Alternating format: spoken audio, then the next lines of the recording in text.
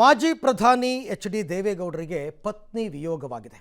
89 ವರ್ಷದ ಅವರ ಪತ್ನಿ ಚೆನ್ನಮ್ಮ ನಿಧನರಾಗಿದ್ದಾರೆ.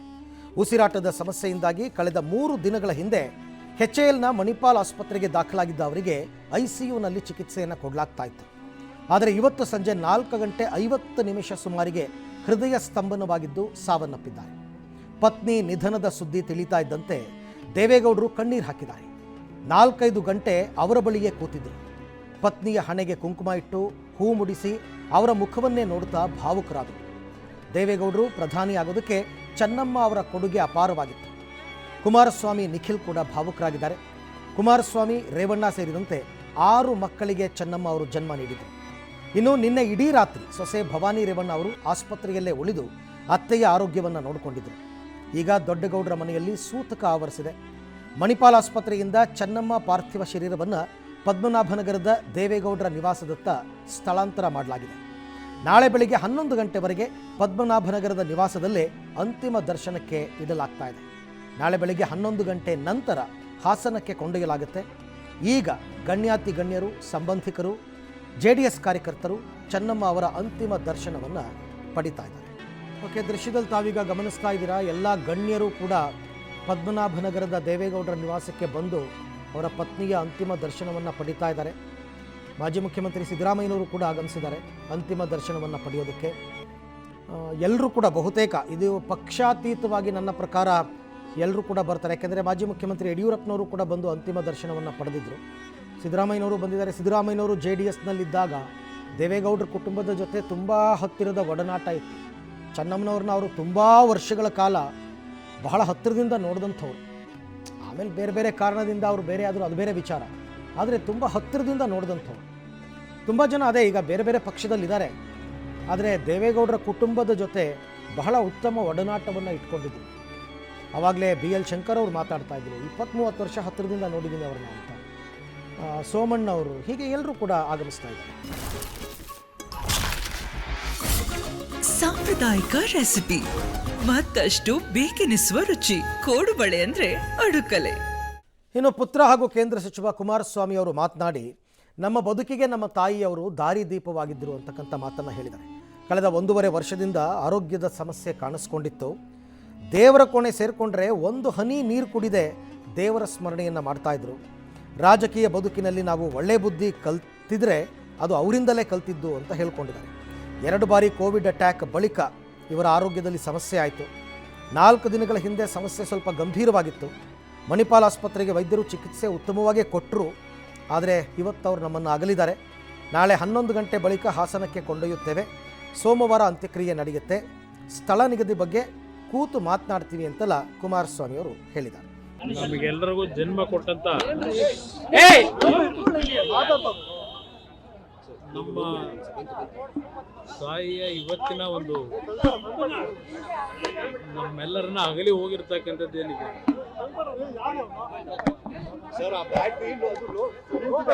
ಮೊದಲಿಂದಲೂ ಅವರ ಒಂದು ಸರಳ ಜೀವನ, ಅತ್ಯಂತ ದೈವ ಭಕ್ತಿಯ ಗುಣಗಳನ್ನು. ಇವಾಗ ಮಾಜಿ ಪ್ರಧಾನಿ ಪತ್ನಿ ಚೆನ್ನಮ್ಮ ದೇವೇಗೌಡ ಅವರ ಅಂತಿಮ ದರ್ಶನವನ್ನು ಪಡೆಯೋದಕ್ಕೆ ಅಂತ ಬಹುತೇಕರೆಲ್ಲ ರಾಜಕೀಯ ಗಣ್ಯರು ಆಗಮಿಸ್ತಾ ಇದ್ದಾರೆ. ಇನ್ನೊಂದು ಸ್ವಲ್ಪ ಹೊತ್ತಾದಮೇಲೆ ಅಲ್ಲಿ ಪಕ್ಕದಲ್ಲೇ ಒಂದು ಮೈದಾನ ಇದೆ, ಅಲ್ಲಿಗೆ ಶಿಫ್ಟ್ ಮಾಡ್ತಾರೆ.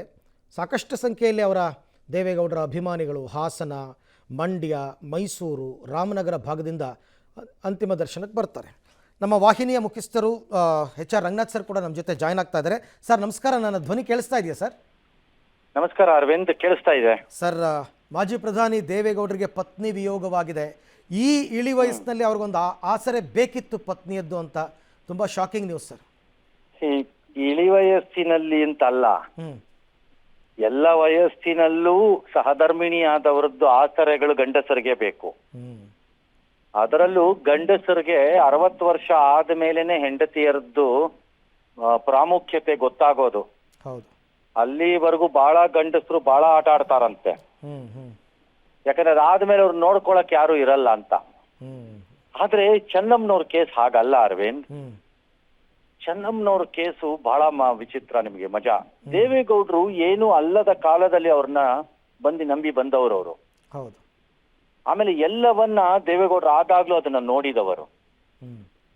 ನೋಡಿದ್ರು ಅದನ್ನ ಬಹಳ ಜನರ ರೀತಿ ಅದನ್ನ ಪೊಗರಿಂದಾಗಲಿ ಹ್ಮ್. ಅಥವಾ ಅಹಮ್ಮಿಂದಾಗಲಿ ಅಥವಾ ದಿಮಾಕಿನಿಂದಾಗಲಿ ಅದನ್ನ ಪ್ರದರ್ಶನ ಮಾಡಿಕೊಂಡವರಲ್ಲ ಹ್ಮ್. ಹ್ಮ್. ಹ್ಮ್. ಹ್ಮ್. ಹ್ಮ್. ಚೆನ್ನಮ್ಮನವರು. ಹ್ಮ್. She remained so simple. ಬಹಳ ಜನಕ್ಕೆ ಚೆನ್ನಮ್ಮನವರು ಅನ್ನೋದೇ ಗೊತ್ತಿರ್ಲಿಲ್ವೇನೋ ಬಹಳ ವರ್ಷ. ಹ್ಮ್. ಹೌದು. ದೇವೇಗೌಡರು ಬಹಳ ಹಿಂದೆ ಇದ್ದ ಮನೆಗಳಿಗೆ, ನಾವು ಬೆಂಗಳೂರಲ್ಲಿ ಅವರು ಮಂತ್ರಿಗಳಾಗಿದ್ದಾಗ ಮನೆಗಳಿಗೆಲ್ಲ ಹೋದಾಗ ಹ್ಮ್. ಆ ಮನೆಯಲ್ಲಿ ಒಂದು ದಂತಕಥೆಯಾಗಿರ್ತಿತ್ತು. ಅದರ ಹೆಸರು ಚೆನ್ನಮ್ಮ. ಓಕೆ. ಏನ್ ಕತೆ ಅಂತಂದ್ರೆ, ದೇವೇಗೌಡರು ಏನ್ ಬೇಕಾದ್ರೂ ಆಗಿರ್ಬೋದು, ಮಂತ್ರಿ ಆಗಿರ್ಬೋದು, ಮತ್ತೊಂದಾಗಿರ್ಬೋದು, ಮಗದೊಂದಾಗಿರ್ಬೋದು, ಆದ್ರೆ ಹ್ಮ್. ಚೆನ್ನಮ್ಮನವರು ಮನೆಗೆ ಬಂದವರನ್ನೆಲ್ಲ ಮೊದಲು ಕೇಳ್ತಾ ಇದ್ದಿದ್ದ ಪ್ರಶ್ನೆ ಕಾಫಿ ಆಯ್ತಾ, ತಿಂಡಿ ಆಯ್ತಾ. ಓಕೆ. ಹ್ಮ್. ನಂತರ ಅವ್ರನ್ನ ಒಳಗ್ ಕರೆಯೋದು, ತಿಂಡಿ ಬನ್ನಿ ತಗೊಳ್ಳಿ, ಕಾಫಿ ತಗೊಳ್ಳಿ. ಹ್ಮ್. ಅವ್ರು ಯಾರು ಬೇಕಾದ್ರೂ ಆಗಿರ್ಬೋದು. ಓಕೆ. ಒಬ್ಬ ರಾಜಕಾರಣಿಯ ಮನೆಗೆ ಆ ರೀತಿ ಹಿಂದೆ ಮುಂದೆ ಗೊತ್ತಿಲ್ಲದ ಬರೋ ಜನ ಜಾಸ್ತಿ. ಹೌದು. ಅವ್ರನ್ನ ನಿಭಾಯಿಸೋದಿದೆಯಲ್ಲ, ಅದಷ್ಟು ಸುಲಭ ಅಲ್ಲ. ಹ್ಮ್. ಹ್ಮ್. ಆ ಆತಿಥ್ಯ ಇದೆಯಲ್ಲ, ಜನರ ಹತ್ರ ನೋಡ್ಬಿಟ್ಟು ಆತಿಥ್ಯ, ಗಂಡನ ದೃಷ್ಟಿಕೋನದಿಂದ ನೋಡೋದಲ್ಲ. ನಾನ್ ಯಾಕೆ ನೋಡ್ಬೇಕು, ನನ್ ಗಂಡ ಮಿನಿಸ್ಟ್ರು, ಹ್ಮ್. ನನ್ ಗಂಡ CM, ನಾನ್ ಯಾಕೆ ನೋಡ್ಬೇಕು, ಇಲ್ಲ. ಹ್ಮ್. ಹ್ಮ್. ಈ ಸರಳತನ ಇದೆಯಲ್ಲ, ಅದು ಬಹಳ ಹೆಣ್ಣು ಮಕ್ಕಳುಗಳಿಗೆ ಮತ್ತು ಅದರಲ್ಲೂ ಅಧಿಕಾರವನ್ನು ಅನುಭವಿಸುವ ಹೆಣ್ಣು ಮಕ್ಕಳುಗಳಿಗೆ ಚೆನ್ನಮ್ಮನವರ ಒಂದು ಒಳ್ಳೆ ಪಾಠ. ಓಕೆ. ಬಹಳ ಹೆಣ್ಣು ಮಕ್ಕಳಿಗೆ ನಾನು ಹೇಳ್ತಾ ಇರೋದಿದ್ದೀರ, ಅಂದ್ರೆ ನಾನು ಕೆಟ್ಟವ್ರು ಅಂತ ಹೇಳ್ತಿಲ್ಲ ಯಾರನ್ನೂ. ಹ್ಮ್. ಹ್ಮ್. ಗೊತ್ತಾಯ್ತು. ಬಹಳ ಜನಕ್ಕೆ ಇದೊಂದು ಪಾಠ. ಇದು ಚೆನ್ನಮ್ಮನವರ ಜೀವನ ಇತ್ತಲ್ಲ, ಶೈಲಿ ಅದು. ಹ್ಮ್. ಹ್ಮ್. She remained a committed house woman, ಅಂದ್ರೆ ಮನೆಯನ್ನ ನೋಡಿಕೊಳ್ಳುವ ಹೆಂಗಸಾಗಿ ಉಳ್ಕೊಂಡ್ರು. ಹ್ಮ್. ಎರಡನೇದು ಅರವಿಂದ್, ಹ್ಮ್. ಈ ಈ ಏನು ಇಲ್ಲದವರೇ ಈ ಕಾಲದಲ್ಲಿ ಎಲ್ಲವನ್ನ ತೋರಿಸ್ಕೊಳಕ್ ಓಡಾಡೋರು. ಹೌದು. ಹೌದಲ್ವಾ? ಹೌದು. ಹ? ಹ್ಮ್. ಇದೊಂಥರ ಪ್ರದರ್ಶನದ ಯುಗ ಇದು. ಖಂಡಿತ. ಎಲ್ಲ ಪ್ರದರ್ಶನ ಮಾಡ್ಕೊಳ್ಳೋದು, ನನ್ನ ಅಧಿಕಾರವನ್ನ ತೋರಿಸ್ಕೊಳ್ಳೋದು, ಹ್ಮ್. ಅಧಿಕಾರದ ಮದವನ್ನ ಪ್ರದರ್ಶನ ಮಾಡೋದು, ಇವೆಲ್ಲ ಕಾಮನ್ ಅಲ್ವಾ ಇವಾಗ? ಹೌದು. ಹೌದು ಸರ್. ಹೌದು. ನೀವು ನೋಡಿ, ಚೆನ್ನಮ್ಮನವರ ವಿಚಾರದಲ್ಲಿ ಅದು ಒಂದು ದಿನಾನೂ ಬರಲಿಲ್ಲ. ನಿಜ. ಅಥವಾ ಬಹಳ ಜನರ ವಿಚಾರ ರಾಜಕಾರಣದಲ್ಲಿ ಹೆಂಡತಿಯರ್ ತಲೆ ಹಾಕದ್ರಂತೆ ಅಂತ ಆರೋಪ ಬರುತ್ತೆ. ಹ್ಮ್.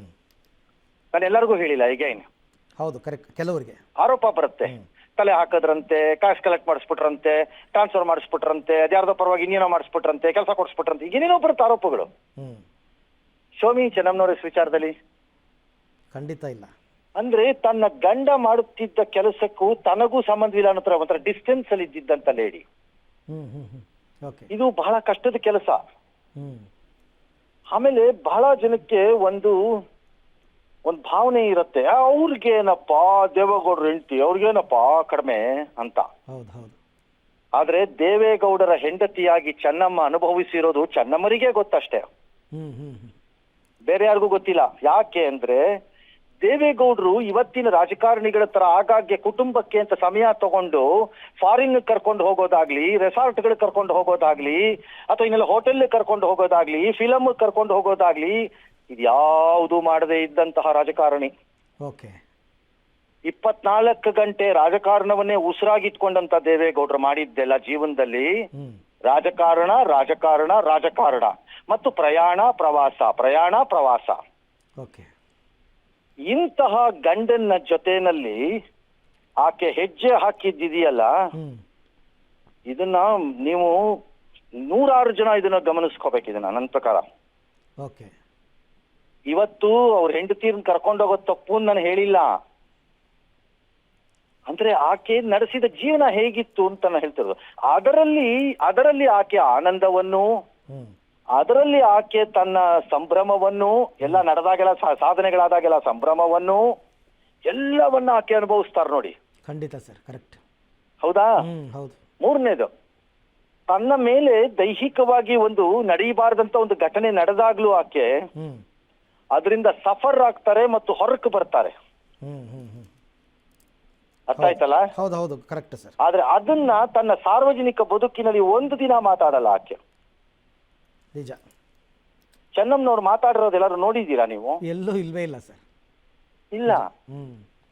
ಹಾಗಾಗಿ Chennamma is A old school lady. ಅಂದ್ರೆ ನನ್ನ ಕರ್ತವ್ಯ, ನನ್ನ ಕುಟುಂಬ, ನನ್ನ ಯಜಮಾನ, ಅವನಿಗೆ ಸಹಾಯವಾಗುವ ರೀತಿ ನನ್ನ ನಡವಳಿಕೆ ಮತ್ತು ಜೀವನ ನಡೆಸಬೇಕು ನಾನು ಅನ್ನೋ ನಂಬಿಕೆ ಹೆಂಗಸರು ಇವರೆಲ್ಲ. ಓಕೆ. ಆ ಪೀಳಿಗೆಯ ಹೆಂಗಸರು ರಾಜಕಾರಣದಲ್ಲಿ ಇವಾಗ ವಿರಳ. ನಿಜ.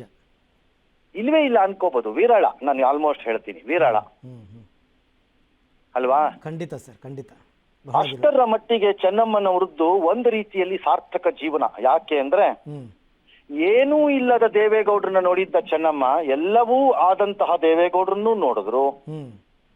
ನಂತರದಲ್ಲಿ ಕಷ್ಟ ಸುಖ ಬರಬಾರದಂತಹ ಸಮಸ್ಯೆಗಳೆಲ್ಲವನ್ನು ನೋಡಿದ್ರು. ಇತ್ತೀಚಿನ ದಿನಗಳವರೆಗೆ ನಾ ಹೇಳ್ತಿರೋದು. ರೈಟ್. ತಾಯಿಯಾಗಿ, ಹೆಂಡತಿಯಾಗಿ, ಅಜ್ಜಿಯಾಗಿ, ಮೊಮ್ಮಕ್ಕಳಿಗೆ, ಮರಿ ಮಕ್ಕಳದ್ದು ಎಲ್ಲವನ್ನ ನೋಡ್ಕೊಂಡು ಬಂದವರು. ಹೌದು. So she is almost like, ನನ್ನ ಪ್ರಕಾರದಲ್ಲಿ ದೇವೇಗೌಡರ ರಾಜಕೀಯ ಏರಿಳಿತಗಳು ಮತ್ತು ಈ ಕರ್ನಾಟಕ ರಾಜ್ಯದ ರಾಜಕಾರಣದ ಏರಿಳಿತಗಳಿಗೆ ಆಕೆ ಒಂದ್ ರೀತಿ ಸಾಕ್ಷಿಯಂತೆ ನಿಂತ್ಕೊಂಡು ಎಲ್ಲ ನೋಡ್ದಂಗೆ ಕಾಣಿಸತ್ತೆ ನಿಮಗೆ. ಖಂಡಿತ. ಆಕೆ ಬಟ್ ಹಂಗಾಗಿ ಹೇಳಿ ಹೇಳಿ ಹೇಳಿ. ಅಲ್ಲ ಸರ್, ತುಂಬ ನೀವು ಹೇಳಿದ್ರೆ ವಿರಳಾತಿ ವಿರಳ ಈ ಥರದ ಮನಸ್ಥಿತಿ ಅಂದ್ಬಿಟ್ಟು. ಆಮೇಲೆ ಅವರು ಏನು ನೋಡಲಿಲ್ಲ ಸರ್, ಅವರ ಪತಿ ದೇಶದ ಪ್ರಧಾನಿ ಆಗಿರೋದನ್ನ ನೋಡಿದ್ರು, ಮಗ ಮುಖ್ಯಮಂತ್ರಿ ಆಗಿದ್ದು ನೋಡಿದ್ರು, ಮಕ್ಕಳನ್ನ ಎಲ್ಲ ಎಜುಕೇಷನಲ್ಲಿ ತುಂಬ ಚೆನ್ನಾಗಿ ಓದಿಸಿದ್ರು, ಎಲ್ಲ ಮಾಡಿದ್ರು. ಎಲ್ಲ ರೀತಿಯಲ್ಲೂ ಕೂಡ ಅವರು ಒಂದು ರೀತಿ ತೃಪ್ತ ಜೀವನವನ್ನು ನಡೆಸಿದ್ರು ಅಂತ ಹೇಳ್ಬೋದಾ ಸರ್? ಹೌದು, ನಾನು ಅದನ್ನೇ ಹೇಳ್ತಿರೋದು. ಹೊರಗಡೆ ಇರೋರಿಗೆ ಆಕೆ ಎಲ್ಲವನ್ನೂ ನೋಡಿದ್ದಾರೆ ಮತ್ತು ಎಲ್ಲವನ್ನು ಅನುಭವಿಸಿದ್ದಾರೆ ಮತ್ತು ಎಲ್ಲಕ್ಕೂ ಸಾಕ್ಷಿಯಾಗಿದ್ದಾರೆ. ಆದ್ರೆ ಅದ್ರ ಒಳಗಡೆ ಇರುವ ಆಕೆಯ ತ್ಯಾಗ ಏನು ಅನ್ನೋದು ಆಕೆಗೆ ಮಾತ್ರ ಗೊತ್ತು. ಖಂಡಿತ ಖಂಡಿತ. ಹೌದು. ನನಗ್ ಗೊತ್ತಿಲ್ಲ, ನಿಮಗ್ ಗೊತ್ತಿಲ್ಲ ಅದು. ನಾನು ನೀವು ಅವ್ರನ್ನ ಒಬ್ಬ ಮಾಜಿ ಪ್ರಧಾನಿಯ ಹೆಂಡತಿಯಾಗಿ ನೋಡ್ಬಿಡೋದು ಸುಲಭ. ನಾನು ನೀವು ಅವ್ರನ್ನ ಒಬ್ಬ ಮಾಜಿ ಮುಖ್ಯಮಂತ್ರಿಯ ತಾಯಿಯಾಗಿ ನೋಡ್ಬಿಡೋದು ಬಹಳ ಸುಲಭ. ಹೌದು. ಆದ್ರೆ ಆಕೆಗೆ ಗೊತ್ತು, ಈ ಎಲ್ಲವನ್ನ ನೋಡುವ ಹಾದಿಯಲ್ಲಿ ತಾನು ಮಾಡಿದ ತ್ಯಾಗ ಏನು ಅನ್ನೋದು ಆಕೆಗೆ ಗೊತ್ತಲ್ವಾ? ಹೌದು ಹೌದು ಹೌದು, ಕರೆಕ್ಟ್. ಅದನ್ನ ಆಕೆ ಎಲ್ಲೂ ಹೇಳ್ಕೊಳ್ಳಿಲ್ವಲ್ಲ. ಎಲ್ಲೂ ಹೇಳ್ಕೊಳ್ಳಿಲ್ಲ. ಇಲ್ವಲ್ಲ. ಹೌದು. ನಾನು ಅದಕ್ಕೆ ಹೇಳಿದ್ದು ಈ ತರದ ಹೆಂಗಸ, ಅದರಲ್ಲೂ ರಾಜಕಾರಣದಲ್ಲಿ ನಾನು ನಿಮ್ಗೆ ಹೇಳ್ತಿರೋದು. ರಾಜಕಾರಣದಲ್ಲಿ ರಾಜಕಾರಣಿಯ ಪತ್ನಿಯಾಗಿ ಜೀವನ ನಡೆಸೋದಷ್ಟು ಸುಲಭ ಅಲ್ಲ ಅರವಿಂದ್. ಬಹಳ ಜನ ಅನ್ಕೊಂಡ್ಬಿಟ್ಟಿದ್ದಾರೆ ಅಧಿಕಾರ ರಾಜಕಾರಣದಲ್ಲಿ ಇದ್ದವ್ರ ಲೈಫ್ ಏನಪ್ಪಾ ಬಹಳ ಚೆನ್ನಾಗಿರ್ತಾರೆ ಅಂತ. ಬಹಳ ಕಷ್ಟದ ಲೈಫ್ ರೀ ಅವ್ರಿಗೆ. ಹೆಂಗೆ ಸರ್, ಹೆಂಗೆ ಸರ್? ಮಕ್ಕಳನ್ನ ನೋಡ್ಕೊಳಕ್ ಟೈಮ್ ಇರಲ್ಲ, ಸದಾ ಕಾಲ ಸಾರ್ವಜನಿಕರದ್ದು ಇಂಟರ್ಫಿಯರೆನ್ಸು. ಬೆಳಗ್ಗೆ ಆದ್ರೆ ಮನೆ ಮುಂದೆ 50 ಜನ ಇರ್ತಾರೆ, ತಿಂಡಿ ತಿನ್ನಕ್ ಬಿಡಲ್ಲ, ಊಟಕ್ಕೆ ಕೂರಕ್ ಬಿಡಲ್ಲ, ಹೆಂಡತಿ ಜೊತೆ ಮಾತಾಡಕ್ ಟೈಮ್ಸ್ ಕೊಡಲ್ಲ, ಬರೀ ಟ್ರಾವೆಲ್ಲು. ಮಗ ಓದ್ತಿದಾನೋ ಓದ್ತಿಲ್ವೋ ತಿಳ್ಕೊಳಕ್ ಆಗಲ್ಲ ಸರಿಯಾಗಿ. ಇದೆಲ್ಲ ಅವ್ರ ಸ್ವಾರ್ಥಕ್ಕೆ ಇರ್ಬೋದು, ಅಧಿಕಾರಕ್ಕೋಸ್ಕರ ಇಲ್ಲ ಅಂತ ಹೇಳ್ತಿಲ್ಲ. ಆದ್ರೆ ರಾಜಕಾರಣಿಯ ಬದುಕು ಅಷ್ಟು ಸುಲಭ ಅಲ್ಲ ಅದು. ಹೌದು, ನಿಜ. ಅವನ ಆ ರಾಜಕಾರಣಿಯ ಪತ್ನಿಯಾಗಿರೋದಿದೆಯಲ್ಲ, ಅದು ಇನ್ನೂ ಕಷ್ಟದ ಕೆಲಸ, ಬಹಳ ಕಷ್ಟದ ಕೆಲಸ. ಹಾಗಾಗಿ ಯಾವ್ಯಾವ ರಾಜಕಾರಣಿಯ ಮನೆಯಲ್ಲಿ ತುಂಬಾ ಚೆನ್ನಾಗೆಲ್ಲ ಆಗಿದೆ, ಕುಟುಂಬಗಳಲ್ಲಿ ನಿಂತಿದೆ, ಅಲ್ಲಿ ಹೆಣ್ಣು ಒಂದು ದೊಡ್ಡ ಪಾತ್ರವನ್ನ ನಿರ್ವಹಿಸಿರ್ತಾಳೆ. ಅವಳು ಮಕ್ಕಳನ್ನ ಚೆನ್ನಾಗಿ ನೋಡ್ಕೊಂಡಿರ್ತಾಳೆ. ಅದು ರಾಜಕಾರಣಿಗೆ ಹೋಗೋ ಕ್ರೆಡಿಟ್ ಅಲ್ಲ, ಅದು ಆಕೆ. ಹೌದು ಹೌದು, ಕರೆಕ್ಟ್ ಸರ್, ನಿಜವಾದ ಮಾತು. ಹಂಗಾಗಿ ಚೆನ್ನಮ್ಮನವ್ರು ರಾಜಕಾರಣದಲ್ಲಿ ಅಷ್ಟೇ. ರಾಜಕಾರಣ ಮೇಲ್ನೋಟಕ್ಕೆ ಬಹಳ ಚೆನ್ನಾಗಿ ಕಾಣುತ್ತೆ, ಒಳಗಡೆಯಲ್ಲಿ ಇರೋದ್ರ ಸಮಸ್ಯೆಗಳು ಬಹಳ ಜನಕ್ಕೆ ಅರ್ಥವೇ ಆಗಲ್ಲ ಅಲ್ವಾ? ಹೌದು ಹೌದು ಹೌದು. ಆಮೇಲೆ ಸರ್, ನೀವು ವೈಯಕ್ತಿಕವಾಗಿ ಭೇಟಿ ಮಾಡಿ ಮಾತಾಡಿಸಿ ಎಲ್ಲ ಮಾಡಿದ್ದೀರಾ ಸರ್ ಈ ಹಿಂದೆ ಎಲ್ಲ? ಗೋವಾ ಮಾಡಿದ್ದೀನಿ, ಅದರಲ್ಲೇನು ಅನುಮಾನ ಇಲ್ಲ. ನಾನು ದೇವೇಗೌಡರು ಈ ನಮ್ಮ ರೇಸ್ ಕೋರ್ಸ್ ಎದುರುಗಡೆ ರೋಡ್ ಅಲ್ಲಿ ಒಂದ್ ಕಡೆ ಒಂದು ಮನೆಯಲ್ಲಿ ಇದ್ರು ಅವರು. ಈಗ ಅಲ್ಲಿ ಯಾರೋ ಇದಾರೆ, ಈ ಜುಡಿಷಿಯಲ್ ಅಕಾಡೆಮಿ ಇದೆಯಲ್ಲ ಬೆಂಗಳೂರಲ್ಲಿ, ಆ ರೋಡ್, ಅದನ್ನೇನೋ ರೋಡ್ ಅಂತ ಕರೀತಾರೆ, ಆ ರೋಡಲ್ಲಿ ಇದ್ರು ಅವರು. ಅಲ್ಲಿದ್ದಾಗ ಅವ್ರದ್ದು ರಾಜಕೀಯದ ಒಂದು ವಿಪ್ಲವ ಅಂತಂದ್ರೆ ಒಂದು ರಾಜಕೀಯದ ಒಂದು ಏರುಪೇರು ನಡೆದಿದ್ದು. ಹೆಗಡೆ ಅವ್ರು ಇದರಿಂದ ಆಚೆ ಬಂದಿರ್ತಾರ ಅವರು. ಆ ಟೈಮಲ್ಲಿ ನಾವೆಲ್ಲ ಅಲ್ಲಿ ತುಂಬಾ ಹೋಗ್ತಿದ್ವಿ ಆ ಮನೆಗೆ. ಆಗ ಅಲ್ಲಿ ಇರೋರು ಅವರು. ಹಂಗಾಗಿ ನಾನು ಅವ್ರನ್ನ ಭೇಟಿನೂ ಮಾಡ್ತಿದ್ದೆ, ಮಾತು ಆಡ್ಸಿದೀನಿ, ಎಲ್ಲಾನು ನಿಜ. ಆದ್ರೆ ಏನೋ ತುಂಬಾ ಆತ್ಮೀಯತೆ ಇದು ಅಂತೆಲ್ಲ ನಾನು ಹೇಳ್ತಿರೋದು. ಒಬ್ಬ ಪತ್ರಕರ್ತನಾಗಿ ಮಾತಾಡಬಹುದಾದ್ದು ಮಾತಾಡ್ಸಿದ್ವಿ. ಎರಡನೇದು ಏನು ಅಂತಂದ್ರೆ ಸ್ವಲ್ಪ ಹಾಸನದ ಕಡೆಯವರು ಅನ್ನೋ ಒಂದು ಹೆಚ್ಚಿನ ಅಭಿಮಾನ. ಹಂಗಾಗಿ ಮಾತು ಜಾಸ್ತಿ ಇರ್ತಿತ್ತೇನೋ ಅಷ್ಟೇ. ನಾನು ಈಗಷ್ಟೇ ಕೆಲವು ದೃಶ್ಯಗಳನ್ನ ನೋಡ್ತಾ ಇದ್ದೆ ಸರ್, ಅವ್ರ ಮನೆ ಹತ್ತಿರದ್ದು. ಪಾಪ ದೇವೇಗೌಡರು ಪಕ್ಕದಲ್ಲಿ ಕೂತಿದ್ದಾರೆ, ಹಣೆ ಕುಂಕುಮ ಇಡ್ತಾರೆ, ಹೂ ಮುಡಿಸ್ತಾರೆ. ಅದು ಒಂಥರ ಆ ನೋವನ್ನು ಅವ್ರ ಕೈಲಿ ಹೇಳ್ಕೊಳಕ್ಕಾಗ್ತಾ ಇಲ್ಲ. 72 ವರ್ಷ ದಾಂಪತ್ಯ ಸರ್. ನಾನು ಅದನ್ನು ಯೋಚನೆ ಮಾಡ್ತಾ ಎಷ್ಟು ನೋವಿರ್ಬೋದು ಅವ್ರ ಮನಸ್ಸಿನಲ್ಲಿ, ದುಃಖ ಇರ್ಬೋದು ಅಂತ. ಈಗ ನನ್ನ ತಂದೆ ಮತ್ತು ನನ್ನ ತಾಯಿದುವೆ ಇದೇ ತರ ದಾಂಪತ್ಯ 75 ವರ್ಷ. ಓಹೋ, ಓಕೆ ಓಕೆ ಓಕೆ, ಹ್ಞೂ 75 ವರ್ಷದ ದಾಂಪತ್ಯ, ಅರ್ಥ ಮಾಡ್ಕೊಳ್ಳಿ. ಅರ್ಥ ಆಯ್ತು ಸರ್. ಹ್ಞೂ ಅಂದ್ರೆ ಹೆಚ್ಚು ಕಡಿಮೆ ಮಕ್ಕಳದ್ದು ಬಾಲ್ಯ ವಿವಾಹಗಳಿವೆಲ್ಲ ಹ್ಞೂ ಕರೆಕ್ಟ್. ಹೆಚ್ಚು ಕಡಿಮೆ. ಹ್ಞೂ ನಮ್ಮ ತಾಯಿದಂತೂ ಬಾಲ್ಯ ವಿವಾಹನೇ, ಬಿಟ್ಬಿಡಿ, ಅದು ಪ್ರಶ್ನೆ ಬೇರೆ. ಹ್ಞೂ ಹ್ಞೂ ಹ್ಞೂ ಹಾಗಾಗಿ ಇವೆಲ್ಲ ಬಾಲ್ಯ ವಿವಾಹಗಳ ಟೈಪು. ಹ್ಞೂ ದೇವೇಗೌಡರು ಅದನ್ನೆಲ್ಲ ಮಾಡ್ತಿರೋದು ಇದೆಯಲ್ಲ, ಅದಕ್ಕೆ ಇನ್ನೂ ಒಂದು ಹೇಳ್ತೀನಿ ನಾನು. ಹ್ಞೂ ಬಹಳ ರಾಜಕಾರಣಿಗಳು ಇವತ್ತು ತಮ್ಮ ವೈಯಕ್ತಿಕ ಬದುಕನ್ನ ಹೇಗೆ ಕಟ್ಕೋಬೇಕು ಅನ್ನೋದ್ರ ಬಗ್ಗೆ ಬಹಳ ಗೊಂದಲದಲ್ಲಿ ಇದ್ದಂಗಿದೆ. ಹ್ಞೂ ಹ್ಞೂ ಬಹಳ ಜನ, ಎಲ್ಲರೂ ಅಲ್ಲ. ಓಕೆ. ಆದ್ರೆ ದೇವೇಗೌಡರಿಗೆ ಆ ಗೊಂದಲ ಎಂದೂ ಇರಲಿಲ್ಲ ನೋಡಿ. ಹ್ಞೂ ಓಕೆ. ತನ್ನ ವೈಯಕ್ತಿಕ ಬದುಕನ್ನ ಸ್ವಚ್ಛವಾಗಿ ಹೇಗೆ ಕಟ್ಕೋಬಹುದು ಅನ್ನೋದನ್ನ ತೋರಿಸಿದ್ರು ಅವರು ನಿಜ ನಿಜ ರಾಜಕಾರಣದಲ್ಲಿ, ಹ್ಞೂ ಹ್ಞೂ ಅಲ್ವಾ? ಹೌದು ಸರ್, ನಿಜ. ಅಂದ್ರೆ ಎಲ್ಲವೂ ಸುಲಭವಾಗಿ ಸಿಗುವಾಗ ಮನಸ್ಸು ಚಂಚಲತೆಗೆ ಒಳಗಾಗಿ ಏನೇನ್ ಬೇಕಾದ್ರೂ ಮಾಡಿಸತ್ತೆ. ಹ್ಞೂ ಹ್ಞೂ ಅಂದ್ರೆ ಅಧಿಕಾರ ಸಿಕ್ಕತ್ತೆ, ದುಡ್ಡು ಬರುತ್ತೆ, ಖ್ಯಾತಿ ಸಿಕ್ಕತ್ತೆ, ಎಲ್ಲ ಸಿಕ್ಕತ್ತಲ್ವಾ? ಹ್ಞೂ ಹ್ಞೂ ಆಗ ಏನೇನಾದ್ರು ಮಾಡಿಸತ್ತೆ ಅದು ಮನಸ್ಸು. ಹ್ಞೂ ಅದ ದೇವೇಗೌಡರು ಯಾವುದಕ್ಕೂ ಬಲಿಯಾಗಿಲ್ಲ ನೋಡಿ. ನಿಜ ಸರ್. ಅತ್ಯಂತ ಸ್ವಚ್ಛ ಜೀವನವನ್ನ ಮಾಡಿದ್ರೆ ಅದರಲ್ಲಿ ಪಾತ್ರ ಚೆನ್ನಮ್ಮನವ್ರದ್ದು ಇರಲ್ಲ ಅಂತ ನೀವು ಹೇಳ್ತೀರೇನು? ಖಂಡಿತ ಇಲ್ಲ. ಹೌದು ಅಲ್ವಾ? ಹೌದು ಸರ್. ಇವತ್ತಿನ ರಾಜಕಾರಣಿಗಳ ಬದುಕು ಎಷ್ಟು ಕಷ್ಟಪಡ್ತಾರೆ ನೋಡಿ, ಸ್ವಚ್ಛವಾದಂತ ಜೀವನ ಕಟ್ಕೊಳ್ಳೋದ್ರಲ್ಲಿ. ನಿಜ ನಿಜ. ಎಷ್ಟು ಕಷ್ಟಪಡ್ತಿರ್ತಾರೆ ಎಲ್ಲರೂ. ಕಾರಣ ಅವರವರ ಆಸೆ ದುರಾಸೆಗಳು ಮತ್ತು ಆ ಆ ಆ ಅವಕಾಶಗಳು ಬರ್ತಾ ಇದೆ ಅಂತಂದಾಗ ಅದನ್ನ ಹೆಂಗೆಂಗೋ ದುರ್ಬಳಕೆ ಮಾಡ್ಕೊಂಡ್ಬಿಡೋದು. ಹ್ಮ್ ಹ್ಮ್ ಹ್ಮ್ ಹ್ಮ್ ಹಾಗಾಗಿ ಚೆನ್ನಮ್ಮನವರ ಪಾತ್ರ ಇದೆಯಲ್ಲ ದೇವೇಗೌಡರ ಜೀವನದಲ್ಲಿ, ಅದು ಅಷ್ಟು ಸುಲಭವಾಗಿ ನೀವು ಅಳತೆ ಹಾಕ್ಲಿಕ್ಕೆ ಆಗುವಂತದ್ದಲ್ಲ ಅದು. ಹೌದು. ಬಟ್ ಅದಕ್ಕೆ ಆರಂಭದ ದಿನಗಳಲ್ಲಿ ಚೆನ್ನಮ್ಮನವ್ರಿಗಿದ್ದಂತಹ ಜವಾಬ್ದಾರಿ ಬೇರೆ, ನಂತರ ಎಲ್ಲವೂ ಲಭಿಸಿದ ಮೇಲೆ ಚೆನ್ನಮ್ಮನವ್ರಿಗಿದ್ದ ಜವಾಬ್ದಾರಿ ಬೇರೆ. ಹೌದು ಹೌದು, ಖಂಡಿತ ಖಂಡಿತ. ಆದ್ರೆ ನೋಡಿ ಸರ್, ದೇವೇಗೌಡರ ರಾಜಕಾರಣಿ, ಅವರ ಮಕ್ಕಳು ರಾಜಕಾರಣಿ, ಅವ್ರ ಸೊಸೆಯಂದ್ರೆಲ್ಲ ರಾಜಕಾರಣಕ್ಕೆ ಬಂದರು, ಮೊಮ್ಮಗ ರಾಜಕಾರಣಕ್ಕೆ ಬಂದರು. ಒಂದು ದಿನ ಚೆನ್ನಮ್ಮನವರು ಒಬ್ಬರು ಪರವಾಗಿ ಪ್ರಚಾರ ಮಾಡಲಿಲ್ಲ. ಅಲ್ಲ, ಯಾವಾಗ್ಲೋ ಹಿಂದೆ ಒಂದ್ಸರಿನೋ 2 ಸರಿನೋ ಹೋದಂಗಿದೆ, ಎಲ್ಲ ಒಂದ್ ಕಡೆ ಕೇಳಿರೋದು. ಬಟ್ ಲಾರ್ಜ್ಲಿ ಅವರು ರಾಜಕಾರಣದ ಭಾಗವಾಗಿ ಕಾಣಿಸ್ಕೊಳ್ಳಿಲ್ಲ. ಹೌದು, ಕಾಣಿಸ್ಕೊಳ್ಳಿಲ್ಲ ಅವರು. ಅಲ್ಲ, ದೇವೇಗೌಡ ಮನೆಗ್ ಬಂದಾಗ ಊರಿನ ಮುಖಂಡ್ರೋ ಬಂದಾಗ ನೋಡ್ರಪ್ಪ ಒಂಚೂರು ಅಂತ ಹೇಳಿರೋದು ಇರ್ಬೋದೇನೋ, ಬಟ್ ಬಹಿರಂಗವಾಗಿಲ್ಲ. ಅಲ್ಲ, ದೇವೇಗೌಡರ ಕುಟುಂಬದ ಮೇಲೆ ಇದ್ದಿದ್ದ ಆರೋಪನೇ ಇವ್ರದ್ದು ಕುಟುಂಬ ರಾಜಕಾರಣ ಅಂತ. ಆ ಕುಟುಂಬ ರಾಜಕಾರಣ ಆರೋಪ ಹೊತ್ಕೊಂಡಿದ್ರು ಕೂಡ ಚೆನ್ನಮ್ಮನವ್ರು ಅದರಿಂದ ಹೊರತಾಗಿದ್ರು ಅಂತ. ಚೆನ್ನಮ್ಮನವ್ರು ಅದನ್ನ ಹೊರತಾಗಿದ್ರು ಅನ್ನಕ್ಕಾಗಲ್ಲ ನಾನು, ಯಾಕಂದ್ರೆ ಕುಟುಂಬದ ಭಾಗ ಅವರು ಕೂಡ. ಹೊರತಾಗಿದ್ರು, ಚೆನ್ನಮ್ಮನವ್ರು ವಿರೋಧ ಮಾಡಿದ್ರು, ಕುಟುಂಬದ ರಾಜಕಾರಣ ಯಾರೋ ಬರ್ಕೊಡು ಅಂತ ಹೇಳಿದ್ರು ಅಂತ ಹೇಳಕ್ ಆಗಲ್ಲ ಆತರ. ಆದ್ರೆ ನೇರ ರಾಜಕಾರಣದಲ್ಲಿ ಚೆನ್ನಮ್ಮನವ್ರು ಭಾಗಿ ಆಗ್ಲಿಲ್ಲ, ಅಷ್ಟು ಮಾತ್ರ ನಿಜ. ಆಮೇಲೆ ದತ್ತ ಅವ್ರು ಮಾತಾಡ್ಬೇಕಾದ್ರೆ ಇವಾಗ ಒಂದು ಮಾತು ಹೇಳ್ತಿದ್ರು ಸರ್, ಅವ್ರಿಗೆ ಎಷ್ಟು ಮುಗ್ಧರು ಅಂತಂದ್ರೆ, ದೇವೇಗೌಡರು ಪ್ರಧಾನಿ ಆಗೋ ಸಂದರ್ಭ ಬಂದಾಗ ಬೇಡ ಅಂದ್ರಂತೆ. ಅದ್ಯಾವುದೋ ಗೊತ್ತಿಲ್ಲದೆ ಇರೋ ಊರು, ಗೊತ್ತಿಲ್ಲದೆ ಇರೋ ಭಾಷೆ ನಮಗೆ ಆಗ್ಬೇಕು ಅಂತ.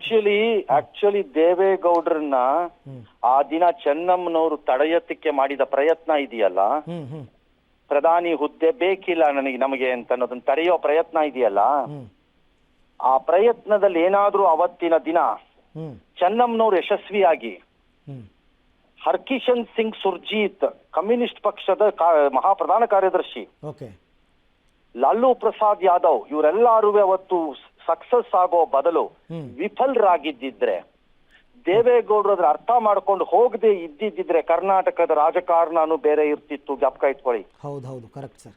ಕರ್ನಾಟಕದ ರಾಜಕಾರಣ ಇವತ್ತಿರೋ ರಾಜಕಾರಣ ಇರ್ತಾನೆ ಇರ್ಲಿಲ್ಲ. ಬೇರೆ ರಾಜಕಾರಣಕ್ಕೆ ಹೋಗ್ತಿತ್ತು ಕರ್ನಾಟಕ. ನನಗೆ ಸರ್ಪ್ರೈಸ್ ಆಗ್ತಿರ್ಲಿಲ್ಲ, ಇನ್ನೊಂದು ಟರ್ಮ್ ದೇವೇಗೌಡರೆ ಗೆದ್ದು ಬಂದಿದ್ರು ನನಗೆ ಆಶ್ಚರ್ಯ ಆಗ್ತಿರ್ಲಿಲ್ಲ ಅವತ್ತು. ಆರಂಭದ ಆ ತಿಂಗಳುಗಳನ್ನ ದೇವೇಗೌಡರು ಅಷ್ಟೇ ಸಮರ್ಥವಾಗಿ ಯಶಸ್ವಿಯಾಗಿ ನಿರ್ವಹಿಸಿದ್ರು. ಹಾಗಾಗಿ ಅವ್ರು ಹೋಗಿದ್ದು ಮಹಾಮೂರ್ಖತನ ಎಂಬ ವಾದಾನೂ ಇದೆ, ಜೀವನದಲ್ಲಿ ಒಮ್ಮೆ ಬಂದ ಅವಕಾಶವನ್ನ ಬಳಸ್ಕೊಂಡ್ರು ಅನ್ನೋ ವಾದಾನೂ ಇದೆ. ಆದ್ರೆ ಇದು ನಿಮ್ಮದಲ್ಲ, ಇದು ನಿಮಗ ಬೇಡ ಇದು ಅಂತ ಅಪೋಸ್ ಮಾಡಿದವರಲ್ಲಿ ಪ್ರಮುಖರು ಯಾರಾದ್ರೂ ಇದ್ರೆ ಅದು ಚೆನ್ನಮ್ಮನವ್ರೆ. Okay okay okay. ಸೊ ಹಾಗಾದರೆ ಚೆನ್ನಮ್ಮನವರು ಈಗಿನ ರಾಜಕಾರಣಿಗಳ ಪತ್ನಿಯರ ವಿಚಾರದಲ್ಲಿ ಹೇಗೆ ಮಾದರಿಯಾಗಿ ನಿಲ್ತಾರೆ ಸರ್? ನಾವು ಕಂಪೇರ್ ಮಾಡೋದಷ್ಟು ಒಳ್ಳೇದಲ್ಲ. ಓಕೆ. ನಾವು ಕಂಪೇರ್ ಮಾಡಬಾರ್ದು. ಇವ್ರು ಹೀಗಿದ್ರು ಅಂತ ಹೇಳ್ಬಿಟ್ಟು ಕೈ ನಿಲ್ಲಿಸ್ಬೇಕು ನಾವು. ಅದನ್ನ ಕೇಳಿಸ್ಕೊಂಡವ್ರು ಅವ್ರಿಗೆ ಬೇಕಾದ ರೀತಿಯಲ್ಲಿ ಅವ್ರ ಜೀವನ ಕಟ್ಕೋಬಹುದು. Right right right, correct sir. ನಾವು ಕಂಪೇರ್ ಮಾಡೋದು ಬೇಡ. Okay okay. ನಾವು ಕಂಪೇರ್ ಮಾಡಿದ್ರೆ ಏನಾಗುತ್ತೆ, ನಾವು ಸಣ್ಣವ್ರಾಗ್ತಾ ಹೋಗ್ಬಿಡ್ಬೋದು. ನಿಜ. ನಾವು ಕೂಡ ದ್ವೇಷದ ಮನೋಭಾವದಲ್ಲಿ ಮಾತನಾಡ್ತಿದೀವೇನೋ ಅಂತ ಅನ್ನಿಸ್ಕೊಂಡ್ಬಿಡ್ಬೋದು. ನಾವು ಅಸೂಯೆಯ ಭಾಗವಾಗ್ಬಿಡ್ಬೋದು. ಹಾಗಾಗಿ ನಾವು ಮಾಡೋದ್ ಬೇಡ ಆ ಕೆಲಸನ. ಚೆನ್ನಮ್ಮನವ್ರು ಹೀಗಿದ್ರು ಅಂತ ಹೇಳೋಣ. Okay sir. ಅದನ್ನ ಜನ ಮತ್ತು ಸಂಬಂಧಪಟ್ಟವ್ರು ಕೇಳಿಸ್ಕೊಂಡವ್ರು ನಾವ್ ಹೇಗಿರ್ಬೇಕು ಅನ್ನೋದನ್ನ ಅವ್ರು ತೀರ್ಮಾನ ಮಾಡ್ಕೊಳ್ಳಿ. Correct correct sir, correct. ನಾವ್ ಯಾಕೆ ಅವ್ರಿಗೆ ಹೇಳ್ಬೇಕು ನೀವು ಹೀಗೆ ಇರಬೇಕು ಅಂತ? ನಿಜ ಸರ್, ರೈಟ್ ಅಲ್ವೇ? Yes sir. Sir thank you sir, ಇಲ್ಲಿ ತನಕ ನಮ್ಮ ಜೊತೆ join thank you Aravind. Thank you very much sir, ಧನ್ಯವಾದ. ಸೊ ವಾಹಿನಿಯ ಮುಖ್ಯಸ್ಥರು ರಂಗನಾಥ್ ಸರ್ ಕೂಡ ಅದೇ ಹೇಳ್ತಾ ಇದ್ರು, ಮಾದರಿ ಅಂತ ಹೇಳಕ್ಕೆ ಹೋಗಬಾರ್ದು, ನಾವು ಹೀಗಿದ್ರು ಅಂತ ಹೇಳೋಣ, ಅದನ್ನು ಅವರವರು ಅಳವಡಿಸ್ಕೊಳ್ಳಿ ಅಂತ. ಈಗ ತಾವು ನೋಡ್ತಾ ಇದ್ದೀರಾ, ತುಂಬ ಜನ ರಾಜಕೀಯ ನಾಯಕರೆಲ್ಲರೂ ಕೂಡ ದೇವೇಗೌಡರ ನಿವಾಸಕ್ಕೆ ಬರ್ತಾ ಇದ್ದಾರೆ, ಬಂದು ಅಂತಿಮ ದರ್ಶನ ಪಡಿತಾ ಇದ್ದಾರೆ. ಮಾಜಿ ಮುಖ್ಯಮಂತ್ರಿ ಸಿದ್ದರಾಮಯ್ಯನವರು ಬಂದಿದ್ದರು, ಜಮೀರ್ ಅಹಮದ್ ಅವರು ಬಂದು ಅಂತಿಮ ದರ್ಶನವನ್ನು ಪಡೆದಿದ್ದಾರೆ. ಹಾಗೆಯೇ ಸುತ್ತೂರು ಶ್ರೀಗಳು ಕೂಡ ಬಂದಿದ್ದಾರೆ ಅಂತಿಮ ದರ್ಶನವನ್ನು ಪಡೆಯೋದಕ್ಕೆ. ಕುಮಾರಸ್ವಾಮಿ ಅವರಿಗೆ ಸಾಂತ್ವನವನ್ನು ಹೇಳ್ತಾ ಇದ್ದಾರೆ. ನಾನು ಆಗಲೇ ಹೇಳ್ತಾ ಇದ್ದೆ, ತುಂಬ ಜನ ಎಲ್ಲರೂ ಕೂಡ ಈಗ ಬಂದು ಅಂತಿಮ ದರ್ಶನವನ್ನು ಪಡಿತಾರೆ ಅಂತಂದ್ಬಿಟ್ಟು, ಅದಕ್ಕೆ ಪೂರಕವಾಗಿ ಈಗ ಸಾಕಷ್ಟು ಜನ ಬಂದು ಅಂತಿಮ ದರ್ಶನವನ್ನು ಪಡಿತಾ ಇರ್ತಕ್ಕಂಥದ್ದನ್ನು ಗಮನಿಸ್ತಾ ಇದ್ದೀರಾ. ಈ ಸಾವಿನ ವಿಚಾರದಲ್ಲಿ ಪಕ್ಷಗಳು, ರಾಜಕೀಯ ಪಕ್ಷಗಳು ಇದನ್ನೆಲ್ಲ ನೋಡಲ್ಲ ಸಾಮಾನ್ಯವಾಗಿ. ಹಾಗಾಗಿ ದೇಶದ ರಾಜ್ಯದಿಂದ ಆಯ್ಕೆಯಾದ ಏಕೈಕ ಪ್ರಧಾನಿಗಳು, ಹೆಮ್ಮೆ ಎಲ್ರಿಗೂ ಕೂಡ ನಮ್ಮ ದೇವೇಗೌಡರು ಅಂತಂದರೆ. ಅವರ ಮೇಲಿರ್ತಕ್ಕಂಥ ವಿಶ್ವಾಸಕ್ಕೆ, ಪ್ರೀತಿಗೆ, ಕುಮಾರಸ್ವಾಮಿ ಅವ್ರ ಮೇಲೆ ಇರ್ತಕ್ಕಂಥ ವಿಶ್ವಾಸ ಪ್ರೀತಿಗೆ ಸಹಜವಾಗೇ ಜನ ಬರ್ತಾರೆ, ಬಂದು ದರ್ಶನವನ್ನು ಮಾಡಿ ಸಾಂತ್ವನವನ್ನು ಹೇಳ್ತಾರೆ.